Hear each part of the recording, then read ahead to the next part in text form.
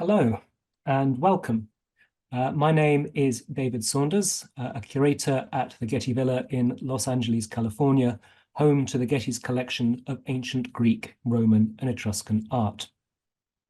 Before starting this afternoon, we would like to acknowledge that the land that the Getty inhabits today was once known as Tovangar, the home of the Gabrielino Tongva people.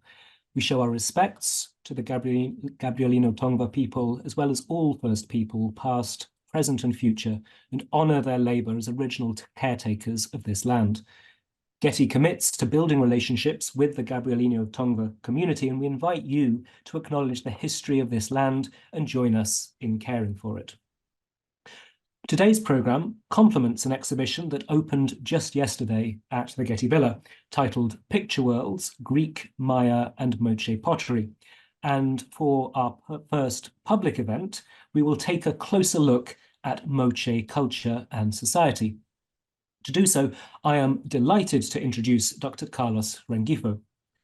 Carlos is an archaeologist, researcher, lecturer, and cultural heritage consultant specializing in the ancient Moche culture of northern Peru. He has worked on several archaeological projects in the region, including serving as research director of the Huacas de Moche archaeological project, leading excavations and studies on this extensive Moche site in the Peruvian coastal desert. Carlos's research examines ancient funerary practices, urban development, and socio-political change over time, revealing what life was like in pre-Columbian communities. Carlos has been a valued contributor to our exhibition project, and I've learned a great deal from our conversations, and so I am thrilled and honored that he is able to join us today. With that, it is a pleasure to hand over to Carlos. Thank you, David. Thank you very much for your words. Thank you to the Getty Museum of Los Angeles for this invitation, and congratulations to everyone involved in this really, really nice and long-awaited exhibition. And so now I'm gonna switch to Spanish. Muchas gracias, David. Muchas gracias a todo el equipo. Thank you, David. Thank you to the whole team, of course, for this invitation. And this is an exhibition that has very important sculptures for the history of the world. Today we will speak about the Mochicas from the north of Peru, pre-Columbian Peru. I will start this talk sharing a little bit about why we study these civilizations and what are the angles we choose to be able to understand this past. We will speak a little bit about multidisciplinary research, archaeological research, the contexts that we find in these incredible places and the artifacts that are part of the legacy that the Mochicas have left us. I would also like to share that today in Peru, we have a celebration, and I would like to congratulate and send a warm greeting to all our colleagues that have been studying different periods and cultures from the Central Andes. And I hope that it will be the same way for a long time. I send a warm greeting to all the people worldwide and the Peruvians as well. To understand, first, we would have to look at time. If we speak about the Mochicas, let's position ourselves in time. They started in the first century until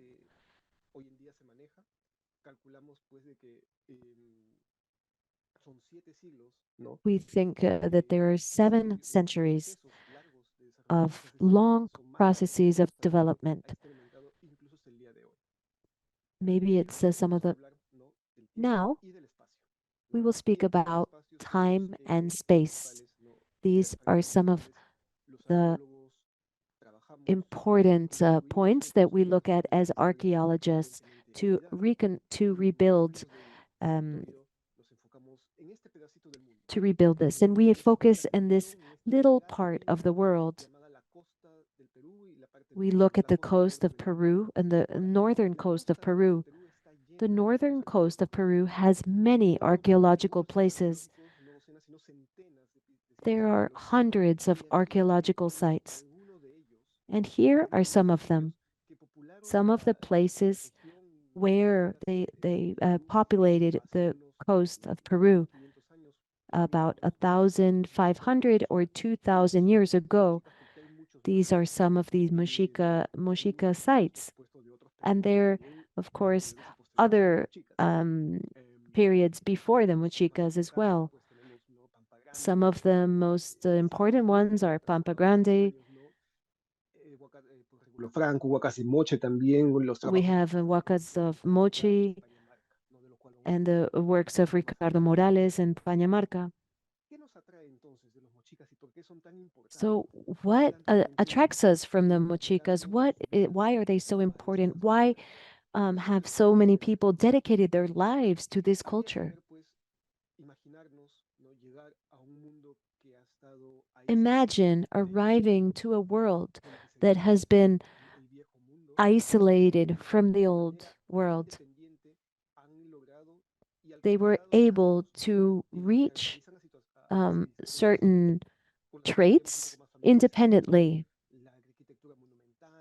There was agriculture, there was certain political organization, leadership, and the Mochica art is one of the things that caught the attention because of how aesthetic it is. It really captures the imagination of those that appreciate it. There are probably many messages that had a meaning at the time that we still don't know what it is. And also, we have to mention the Mochica technologies.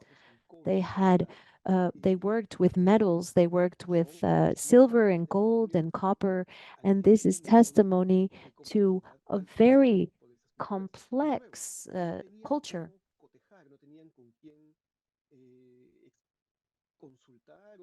They didn't have other cultures to be influenced by, such as Egyptian or others. What the Mochicas have left are some information on what their vision of the world was. We can see it through their art. If you look at this picturesque art, you see that they are describing ceremonies. That you don't see a lot of images of day-to-day life. In these activities, you can see that war is one of the subjects that they touch upon. We see some battles of different ethnicities. Some have more traditional clothing, and they are fighting another ethnicity of Mochicas that have a different hairdo.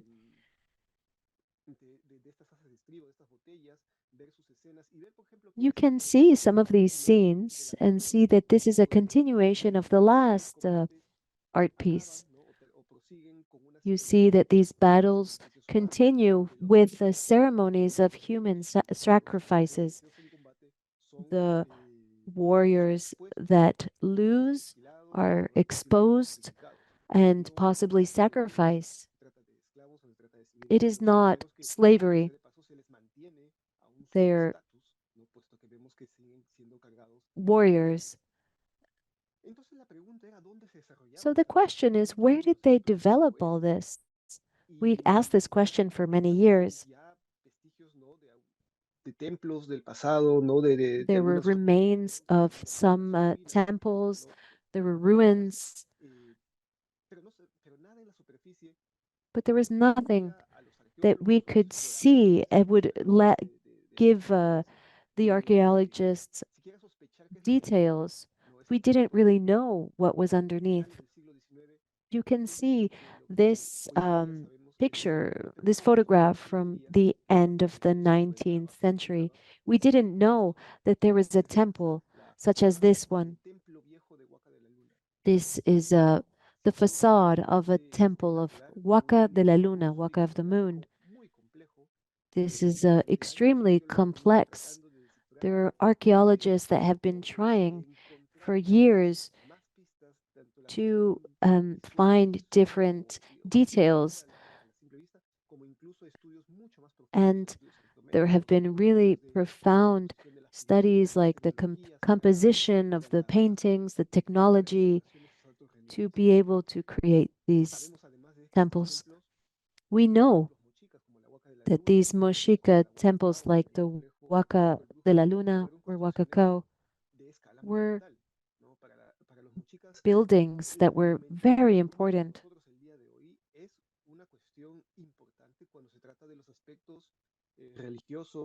When we look at religious or ideological values, this was important.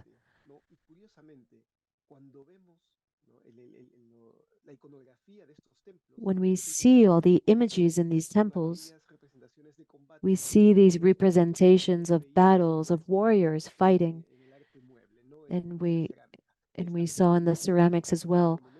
Now we see them in the monuments, and we see warriors against warriors, one against the other, and it looks like organized rituals. In ceramics, we also see the result of these combats. We see a lot of parades, and we see that the subjects have their specific traditional clothing and sometimes weapons, while those that have been defeated are naked, usually without weapons, without clothing, and possibly without dignity and honor. We have excavated these temples, for example, in the Plaza of Sacrifice in the old temple of Huaca de la Luna. They have found evidence of the sacrifices of these defeated warriors. And there have also been ceramic representations of these warriors who are able to maintain their status as warriors despite it all.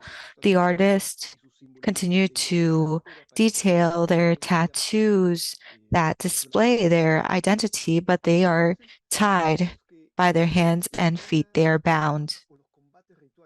So we see that these rituals, not per se wars, but rituals and combats, were also a way to, well, establish certain hierarchy or to establish that certain Moche communities were superior to others. And this was a system that was developed throughout centuries, throughout time. We see that the first murals of these warriors were used using colors such as blue and yellow.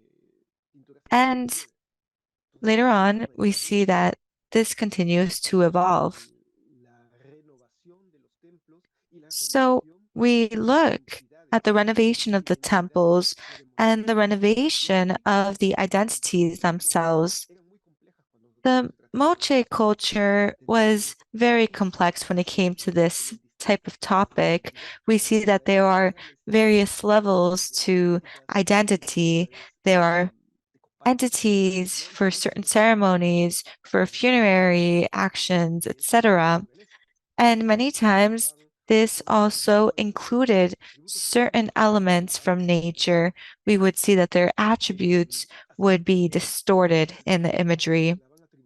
And there was also a mix of attributes, such as the divinity known as the god of the Moche. And we see that during the work that was carried out in the temples, we were able to understand and, well, identify this deity that had been lost to history for 1,500 years. When we compare the representation of this deity in the temples and in the Moche ceramics, we see how we're able to understand the activities of this god. For example, here we see the god in movement decapitating a human being, and on the other side, we see that this god is holding a human head. So, Moche art truly has some interesting traits, and it evokes these ceremonies. I'm sure that it probably is symbolic of a specific time of the year or months. We see the gestures of human beings and divine beings, and we see how this deity maintains certain traits, whether he be in ceramics or in murals. We see this feline teeth, hair in the shape of waves, etc. And we really need to appreciate the work of so many archaeologists and specialists who have worked with the Moche culture, because now this divinity can be studied in a number of ways. We can study Moche arts, technology, religion, their monumental architecture, and well, now, 1,500 years later, we can visit their sites. Every year in the north of Peru, more than 150,000 people visit the sites such as El Brujo, Chipan, and many sites related to the Moche culture. But this is not something that's always been the case. We can backtrack a bit in the history, and it seems that their deity had different representations. So during all of this time, we think that there were a lot of evolutions, a lot of changes within the Moche culture. So we can specifically discuss time now. How do we understand time when it comes to the Moche archaeology? Well, at first, we said that the Moche were one social, cultural unit with one leader, one territory, and one culture, one way of doing things. Another Moche specialist, Castillo, helped me to create this visual. This allows us to understand the culture better without losing sight of all of the things that are unique. When you look at everything that's unique about the ceramics, for example, you start to see different things in the various regions. They're similar, of course. There are certain traits that are uniform across the ceramic that allows us to identify it as Moche ceramics, but there's something that makes it different. We can say, well, this one is from this area, this one is from El Brujo, this one is from that other site. And the same thing happens when it comes to funerary customs. We can think about the elite funerary customs, such as the type of urn, certain symbols that were used. We have certain tombs. And you can say, well, if they're so different, then what's happening here? What really connects all of these sites? Well, let's see what connects them. But this visual is a bit more complex than the previous one I had shown you. And here we see that Moche development in the northern coast of Peru wasn't uniform. There wasn't just one wave of development. Not all of these communities followed the same path. You can study the Moche culture in one area, but then that's different comparing them with the Valley of the Moche or different areas. We can study the Moche in Pañamarca, and I've done that with Castillo. We've carried out various projects, and we really see that the Moche life started in some areas after 600 AD, while in other areas they just disappeared around the same time. If they are so different, then why isn't each group called a different name? But that's what's really interesting about our analysis here, because there is something that unites all of them, and it wasn't just war or battle, it was ceremony. And this is something that we really see that unites people today. Ceremonial practices, how people gather to share an ideology, how people practice leadership. These aren't aspects unique just to the Moche people, but we see that in one way or another, we can analyze the Moche and compare them with our own realities. We are able to, in this way, also compare archaeology with art. Today, we know that this scene of the sacrifice ceremony, we see that there are representations of people that had these identities in real life. We were able to confirm this with our findings in Guatemala, in Valle de Lambayeque. We had the royal tomb that was found of the Lord of Sipan, and then the royal tomb of the old Lord of Sipan. And this was a key turning point when it came to understanding Moche archaeology. There was truly a quantitative leap when it came to the production of technology and their ceremonial complexity.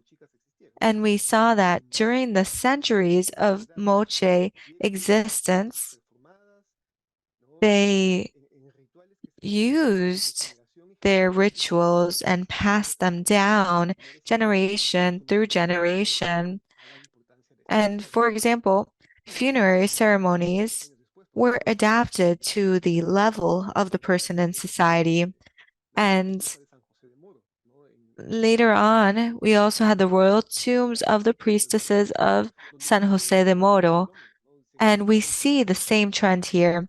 We found chambers with tombs and female leaders that governed this valley for many years, for centuries. So we are able to see their status, their socioeconomic and political levels, but we are also able to see some other aspects of their identities.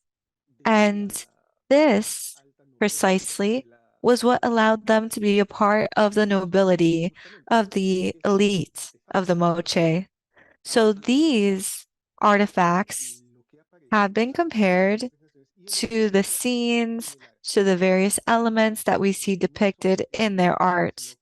That's why we know that these aren't just imaginary scenes, but these are ceremonies and rituals that took place in other sites with identities of people that we have found, and we've been able to compare all of this. Throughout the territory, we see that these ceremonies help to unite communities, unite them around the ceremonies and the rituals, but also when it came to the control and domain of the valley, the transformation of the desert that led to the areas that we currently recognize, cities such as Trujillo, Chipotle, and many others. This story would truly not be complete if we don't recognize the work of the Moche communities of the past. This is the original valley. You see that it's a dry desert. It's similar to the Atacama Desert or the Sahara Desert.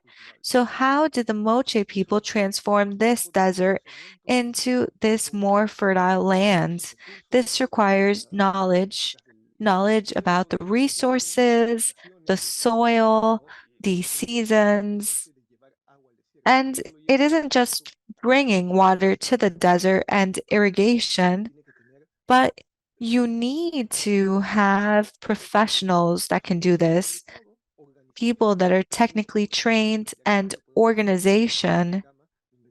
We can see that in the Chicama Valley. We see the antique or rather older irrigation system that was built by the Moche people.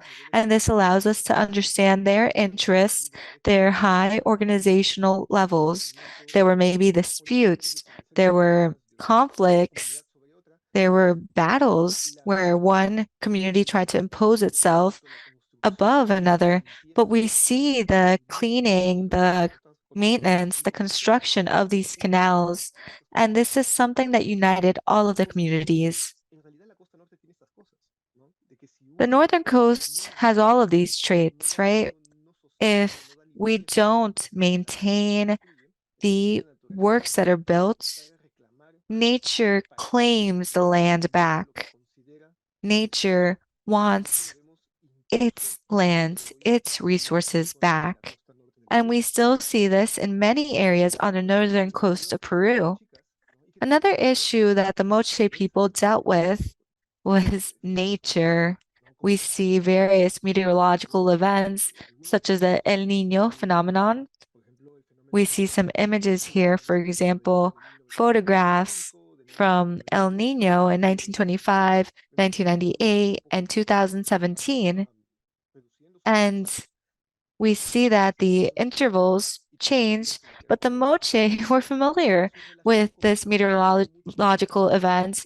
They knew about El Nino and had to deal with it. And we see that they may have done so differently than we did, since it may have been something that they saw less frequently. But how do we find evidence of how they dealt with this weather trend? Well, we look at the urban centers such as the Huacas de Moche. We see that in certain residential compounds, they have left evidence of the rain, of the natural catastrophes that can be caused by El Nino when it comes to the impact on architecture and the daily living in a city. But we also see that the civilization was not impacted negatively per se by El Nino. They documented what happened, but we see that urban development in this area continued for 250 years after El Nino. So this confirms once again that these were not weak urban areas. These were not weak cities. They had the ability to deal with this natural catastrophe, and they were able to reorganize themselves. Maybe they had to change their political structure and did so. And in these urban centers, we see that archaeology has been able to shed light and provide a lot of evidence on these activities of domestic production. We see elite residences, and we also see artisanal activities. There are, for example, 2 or 3 compounds where we've been able to find fine ceramics. There's a lot of activity. We saw metalwork, for example, and we can also go to other valleys, such as the Nepeña Valley. We've carried out excavations and we found evidence of textile production, spaces specifically designed for textile production and exchange. And we really don't have that many images, but we found one of a textile center, and Cristobal Campana drew it. So we see here how art is used to document and compare the archaeological findings. los rituales y los ceremoniales, We ¿no? El see mundo that rituals and ceremonies, ideológico de los mochicas we see that the Mochica's ideology still exists today. comerciales, The urbanos, commercial and urban interests and exchange de otras regiones, of products from other regions. que nuestras comunidades del día de hoy It is also something that our communities have tendemos a pensar en el inherited. pasado como algo lejano We y think of the past of something different and foreign. no se realizan, ¿no? There may be aspects that no longer we don't do, such as human sacrifices. Maybe it's true, but there are other things that we do carry on, Curiosidad por el like desarrollo, the curiosity for development, for more technological innovation, to improve our lives, to face las crisis climatológicas um, siguen um, siendo parte del mundo de hoy. climate crisis.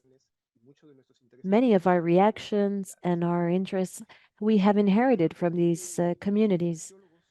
One of the things that sentimos el archaeologists sentimos el feel that is publicar they cada vez need to cada investigación make publications of every research project that is carried out. una forma de retribuir We feel that this is a way to contribute to society and those communities of the past. que de alguna forma va a ayudar That knowledge somehow is going to help and is going to improve today and maybe mold the future. durante llevamos ya varios años It is not easy.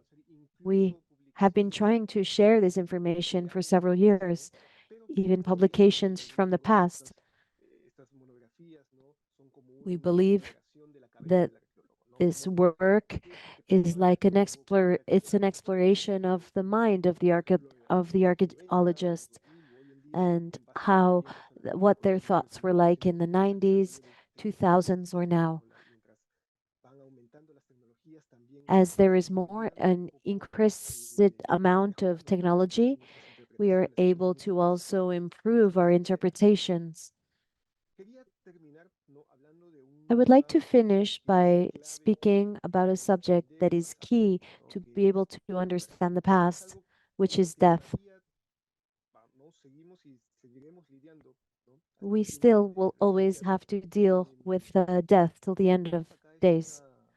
What we see here is one of the murals that is of Mausoleo in Huaca de la Luna, and this is called the Hule platform.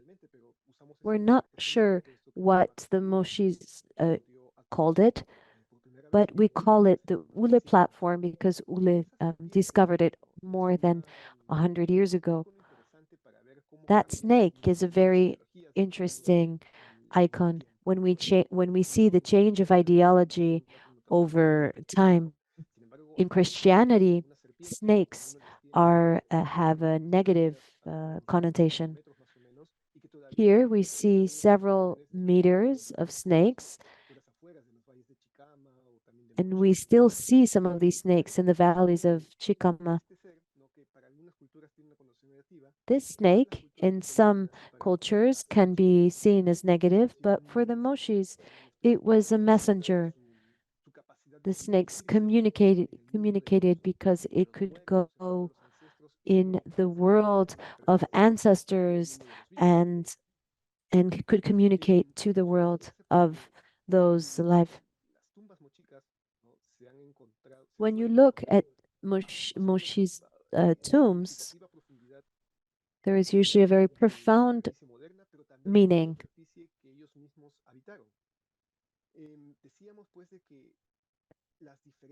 We said that there are regional differences which we are interested in as archaeologists. We are more and more interested to recognize the similarities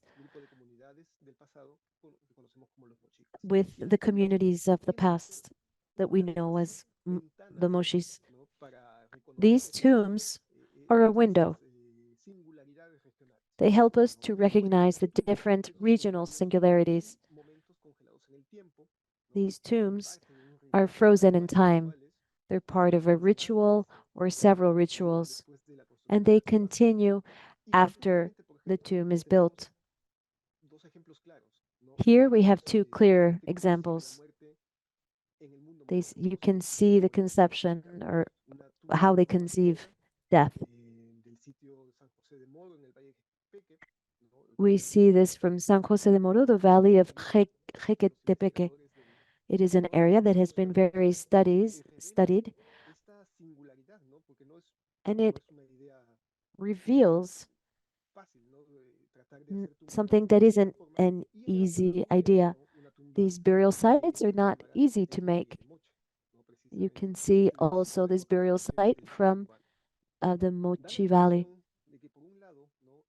You can see on one side that maybe the communities of Chicama and Santa and Puripeña,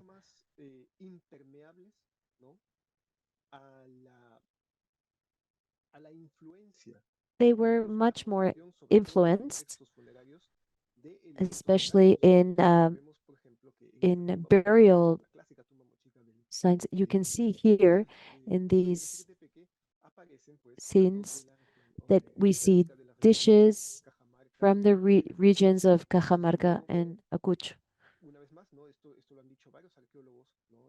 Some archaeologists have mentioned this, that the Mochis seem to be communities that are politically independent,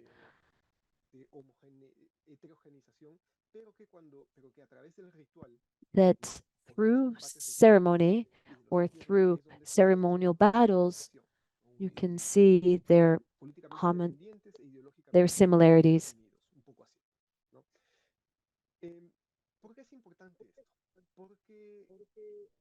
Why is this important?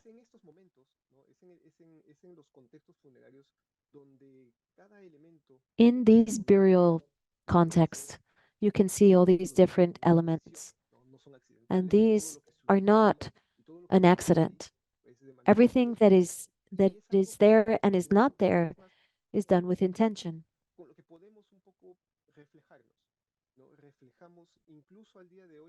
What we can see up until today is we see our levels of standardization. But we also see at the same time our level of, when we start to analyze these burial sites, we see the different aspects, and there are some that are still maintained today.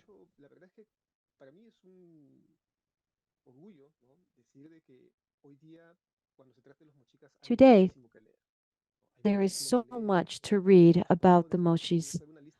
There are many authors, and I will share some of the information, and I'm sorry if I don't mention some of my colleagues or works from Rafael Larco, Santiago Suceda, Mr. Franco, Jeffrey Wilter, Elizabeth Benson. There are so many. I think of all these authors, and there are still more.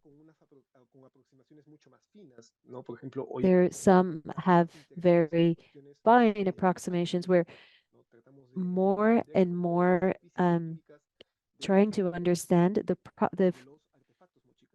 properties of these artifacts, their textiles or ceramics, their precious metals.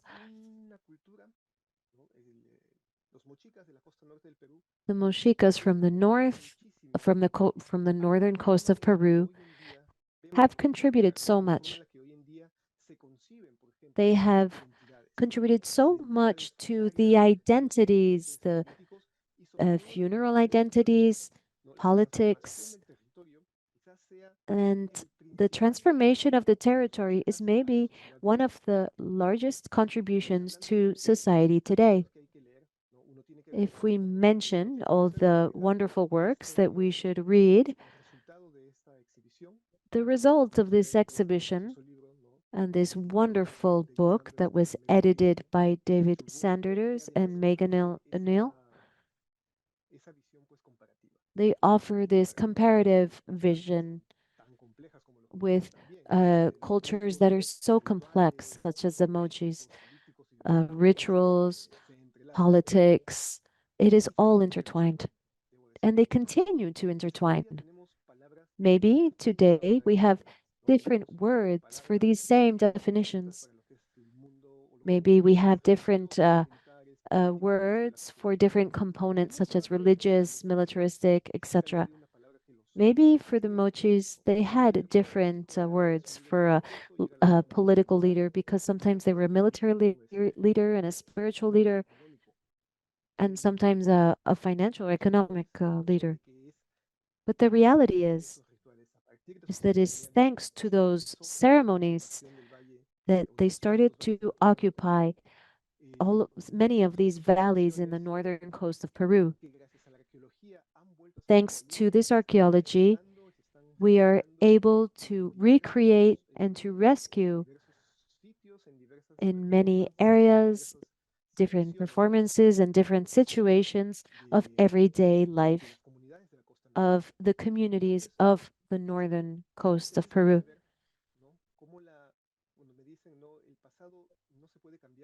When they say that the past can't change, after all these multidisciplinary research, we see new images, we see new entities like this warrior duck. And then you're able to maybe understand a little bit better. And it harmonizes with the present time. And maybe it helps us to be able to understand more and to look towards a better future. I would like to thank again the Museum of the Getty of Los Angeles and wishing all the best to this wonderful exhibition. Thank you. Thank you so much, Carlos. That was an incredibly rich and compelling overview and introduction and delve into the complexity of Moche culture, or maybe Moche cultures, plural. It was great too to see so much of the sites, El Brujo and Huacas de Moche, and I would encourage everyone watching to if they can visit, they are really extraordinary places to visit and see the museums there. We have a good amount of time for questions. And so, as mentioned before, we encourage you to type those in the Q&A box. Feel free to do so in either English or Spanish, and we will try to get through as many of those as possible. I suppose two very general questions I'm going to relate, Carlos. Setting the Moche within a broader Peruvian context, who came first, the Inca or the Moche, and did the Moche have anything to do with Machu Picchu, or what was their relationship? No, no hubo ningún tipo de relación. No, there was really no type of relationship between them. The Moche, they developed about 1,500 years before the Incas. And of course, this is a society from the northern coast of Peru, and the Incas are from the southern area of Peru. So there was really no relationship between them.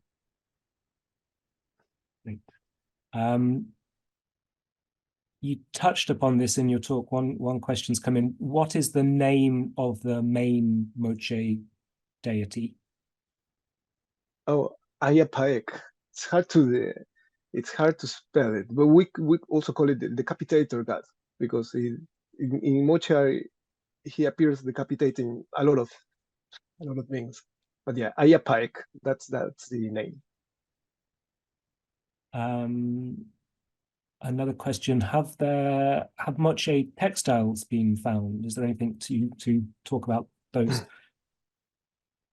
Yes, there have been, not in the amount that we wish we would find, but there are some examples and some studies of Moche textiles. They have been found, for instance, in Pacasnamu, in the Equetepeque Valley. There are a few textiles found also in the Chicama and in the Peña Valley too. Unfortunately, there's no big enough sample to, to go in to make great interpretations about them, but we certainly know that they were important part of their technological and artistic development. This is a question of my own. On those textiles, is there any figural imagery or? Yes. Yeah. Yes, there are some with figures too. Here's another question. Were the objects in the tombs with bodies meant to be used in another realm?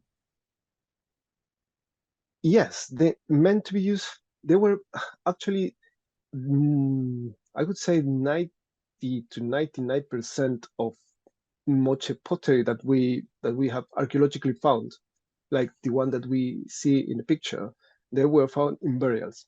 So the thing is that once the burial is filled, no one else is supposed to see again those vessels, which lead us to think that they were not produced for humanely or earthly purposes, but they were meant to address divine characters or a divine audience in the afterlife. Thank you. ¿Cuál fue el motivo por lo que desaparecieron? Why did they disappear? Well, there are many reasons. During some time, we thought that the end of the Moche was due to a climate crisis. At one time, about 600 AD. During some time, we thought that they were conquered, that perhaps a culture from another area of the Andes had arrived around the same time. But archaeological investigations confirm that after 600 AD, the Moche continued in the northern coast of Peru until about 850 or so in different valleys. We see Moche, Yancama, different areas, and Genetequepeque too. So what we really see is a decline of the Moche culture, not the people per se. I imagine that the people continue to be the same, but there was a decline and there was a loss of legitimacy, perhaps, when it came to their rituals, ceremonies, gods, the human sacrifices. That's a possibility. And they started to disappear. So we see a disappearance of those images, those gods, those specific rituals. We see that certain types of ceramics were no longer produced, that there weren't temples being built anymore for the deity Ayatacapec, that there were a variety of ways to see the world, to understand it, until the northern coast was able to reorganize. Gracias. Tenemos una pregunta de Santiago, Chile. I see a question from Santiago, Chile. ¿Llegaron los moches hasta el norte de Chile? So the moche arrived in the north of Chile? I don't think so. We don't have any proof of that. There is moche ceramics that has been found. We have found ceramics in the Casemat Valley and perhaps in the south of Peru as well. But I really don't know that there is any evidence that they went even even more south than that. Here's a question. Were stirrup spouted vessels formed using molds, and how did this technology work? Yes, the stirrup spout bottles were produced using molds. Basically, they produce a matrix, and then using that matrix, they started shaping. They gave these stirrup spout bottles shape. But I have to say that at the same time, for instance, these stirrup spout bottles, like for instance the warrior dog that we see there, that was molded with the artisan's hands. So we have both. Some were produced using molds. Some others, especially the sculpted ones, the three-dimensional ones, were using the artisan's hands. Yeah. And these stirrup spout vessels, do we know what they contained? Probably nothing. We haven't found evidence of anything at the interior of these vessels. Actually, many researchers think that the presence of the spout bottle, of the stirrup spout in the vessel, was a way to sacralize the pot. You see, then when you, because there are some other kind of ceramics in which we have found evidence of food, of grains, of beverage, but never in these fine stirrup spout bottles, because they apparently were produced uniquely for funerary purposes. Thank you. Could you say a little more about the role of the priestess and the role of women, I guess, more generally in Moche society? Mm-hmm. I mean, there are in Moche, let's say the royal identities. There's a variety of characters that they appear in different scenes of the Moche art. And the thing is that we have identified women, both with the very high, segment of royals, like near the character that should be the Lord of Zipang, or near the characters that appear near the altars, the main altars in Moche art, and that has been contrasted with archaeological findings of royal tombs of women, like the Lady of Cao, for instance, and the priestesses of San Jose de Moro. So those, I would say that they are the top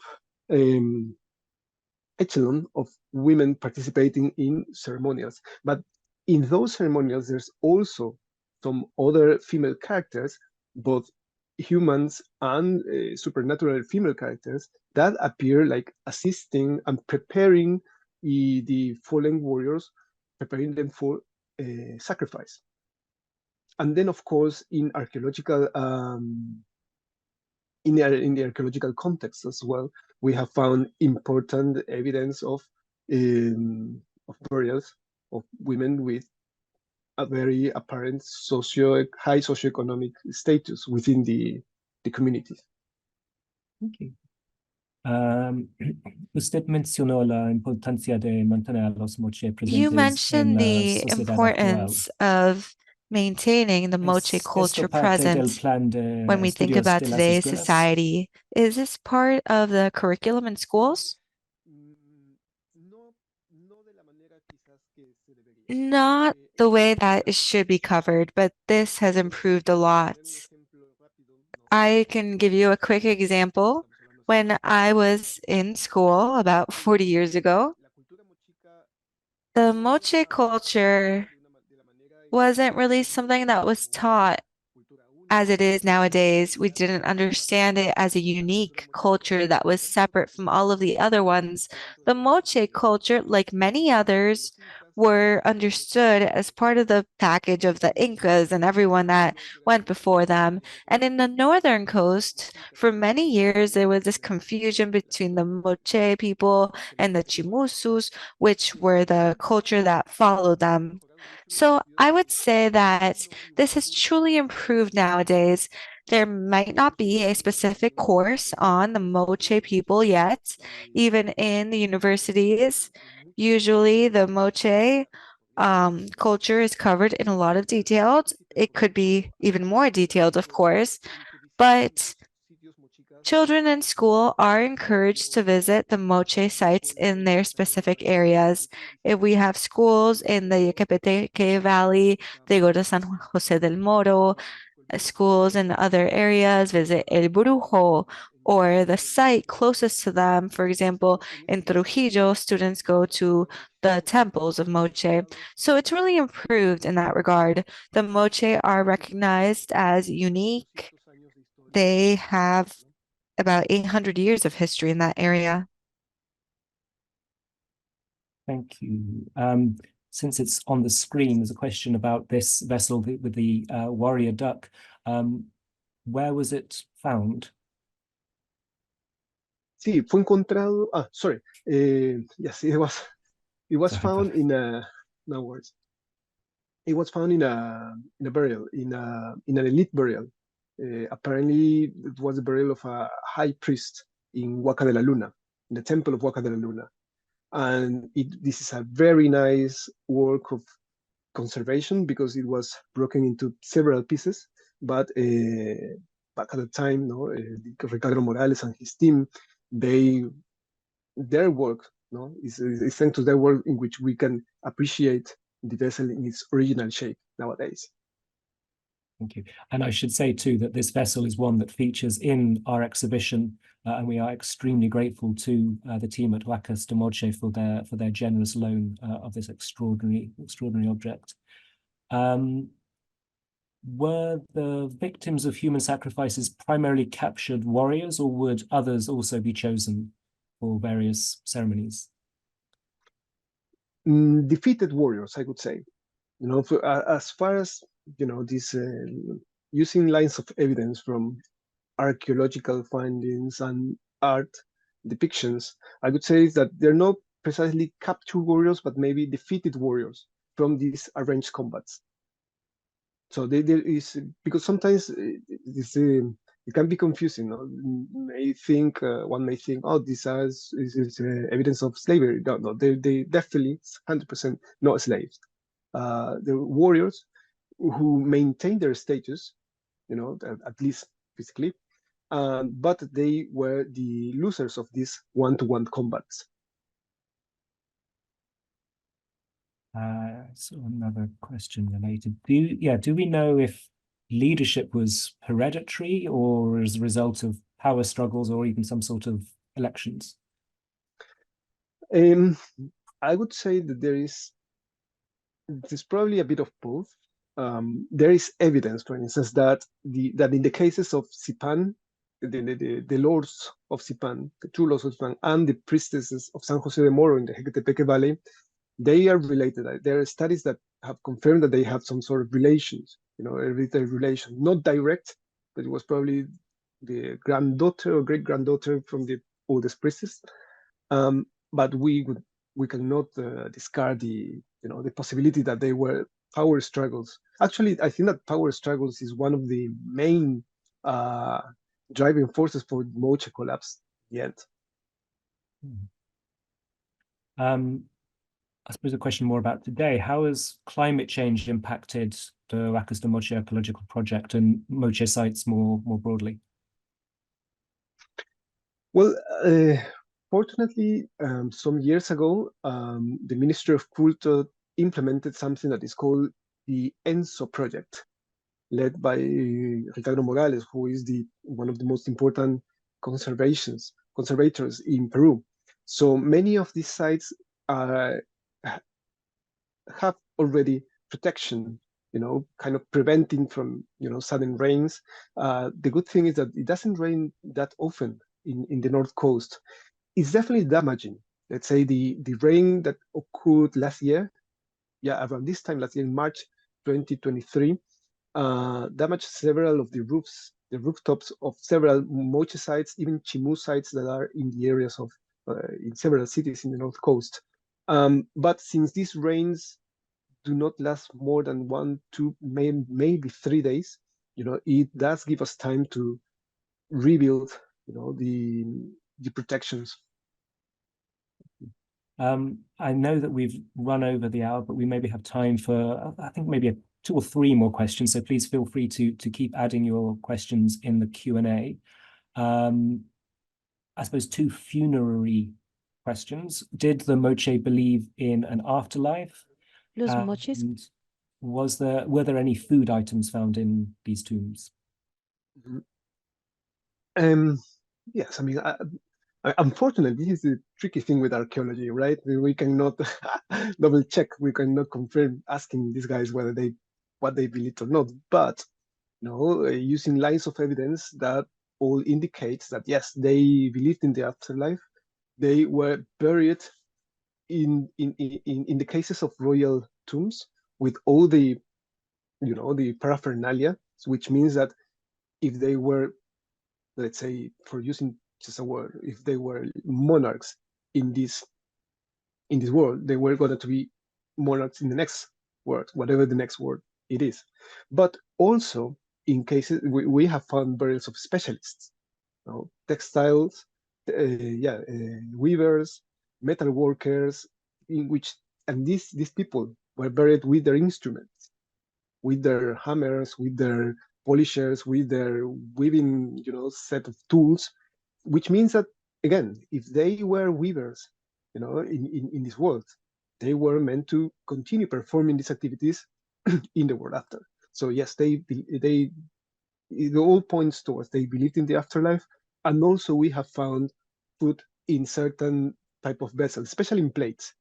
We have found grains, we have found in remains of guinea pigs too, and also there are studies that using some other techniques, they have determined that there was some kind of stew, you know, inside some pots. Interesting. Do we have a notion of population, the height of Moche culture? I can provide an example of a couple of sites. For instance, I would say that in Huacas de Moche site, at its height, probably there were about 10,000 people. And there is another site, smaller, way smaller site in Pañamarca, Cerro Castillo. And I can say that at least the residential part had about 5,000 people. So we might, if we multiply that for the amount of valleys and, you know, at its height, probably the north coast of Peru was populated for about 300,000, maybe to 500,000 people at some point.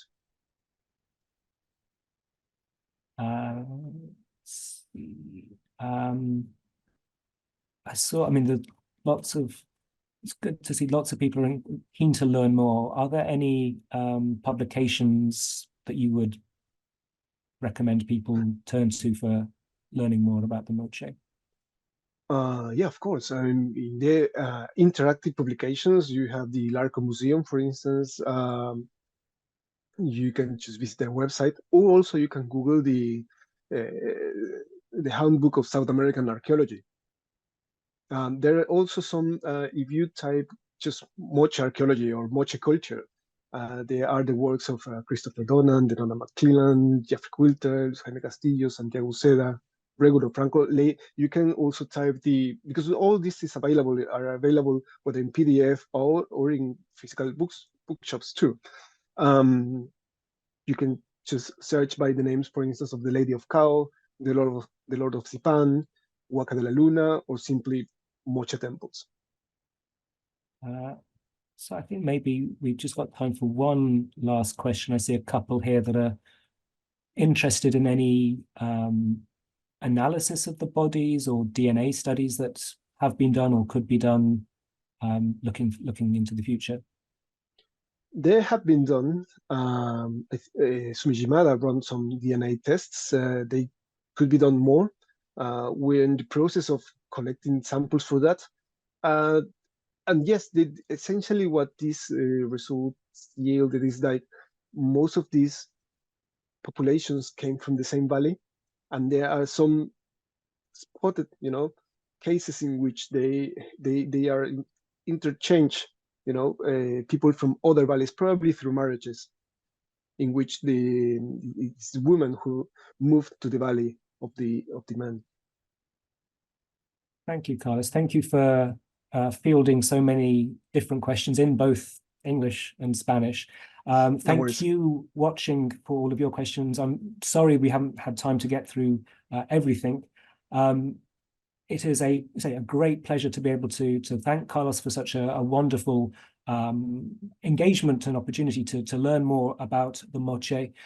Thank you all for watching today and submitting your questions. As mentioned, this talk is being recorded and will be available on YouTube in the weeks ahead. I encourage those of you who can to come and visit us here at the Getty Villa, and in particular to see the exhibition Picture World's Greek, Maya and Moche pottery, which will run until the end of July, and you can plan your visit at getty.edu. If I may, I can encourage you to sign up to 2 forthcoming programs that are also inspired by our exhibition. The first is in a couple of weeks, April 25th, an online conversation titled Stories on Ceramics, Pictures, Politics and Primordial Times. And then in May, on the 12th of May, Sunday, May the 12th, a lecture titled Food for the Gods, Cacao and the Ancient Maya.